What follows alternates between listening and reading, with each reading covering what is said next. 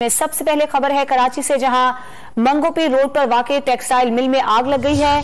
Fire brigade की 7 गाड़ियां और एक स्नॉकल आग बुझाने में मसरूफ है।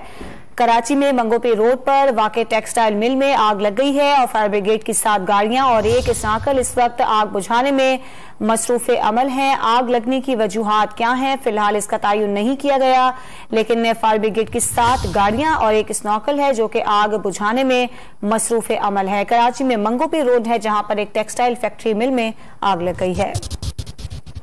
में सबसे पहले खबर है कराची से, जहां मंगोपी रोड पर वाक़ई टेक्सटाइल मिल में आग लग गई है। फायर ब्रिगेड की 7 गाड़ियां और एक स्नॉकल आग बुझाने में मसरूफ है।